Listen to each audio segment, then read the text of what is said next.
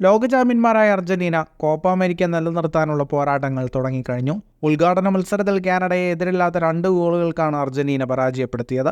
Julian അൽവാരസും ലൗറ്റേറോ മാർട്ടിനസുമാണ് അർജന്റീനയ്ക്കായി ഗോളുകൾ നേടിയത്. മത്സരത്തിൽ നായകനും ഇതിഹാസവുമായ ലയണൽ മെസ്സി ചരിത്രം കുറിച്ചു. കാനഡയ്ക്കെതിരെ മെസ്സി പന്ത് തട്ടിയതോടെ ഒരുപിടി റെക്കോർഡുകളും പിറന്നു. മെസ്സി തന്റെ 7ാം കോപ്പ അമേരിക്ക ടൂർണമെന്റിലാണ് പന്ത് തട്ടിയത്. ഇത്രയും കോപ്പ അമേരിക്ക ടൂർണമെന്റിൽ കളിക്കുന്ന ആദ്യ അർജന്റീന താരമാണ് മെസ്സി. മാത്രമല്ല, ഇന്നത്തെ മത്സരത്തോടെ ഏറ്റവും കൂടുതൽ കോപ്പ അമേരിക്ക മത്സരങ്ങൾ കളിച്ച താരമെന്ന റെക്കോർഡും മെസ്സിയുടെ പേരിലായി. 35 മത്സരങ്ങൾ മെസ്സി കോപ്പയിൽ ഇതുവരെ കളിച്ചു. മത്സരത്തിൽ ആദ്യ ഗോൾ പിറന്നത് മെസ്സി നടത്തിയ നീക്കത്തിൽ നിന്നായിരുന്നു.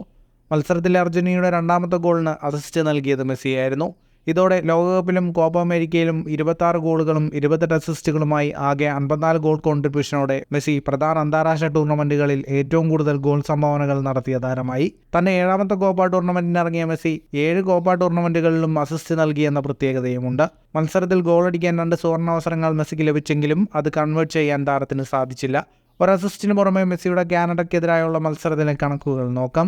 89% താരത്തിന്റെ പാസിംഗ് ആക്യുറസി. 5 ചാൻസുകൾ ക്രിയേറ്റ് ചെയ്തു, 5 ബിഗ് ചാൻസുകൾ ക്രിയേറ്റ് ചെയ്തു. ആകെ 6 ഷോട്ടുകൾ, 3 എണ്ണം ഓൺ ടാർഗറ്റിൽ, 3 റിക്കവറികൾ. മത്സരത്തിലെ ആകെ പ്രകടനത്തിന് 8.2 മാച്ച് റേറ്റിംഗ്. ഫുട്ബോൾ ലോകത്തെ കൂടുതൽ വാർത്തകൾക്കും വിശേഷങ്ങൾക്കുമായി സ്പോർട്സ് കഫേ ഇപ്പോൾ തന്നെ സബ്സ്ക്രൈബ് ചെയ്യുക.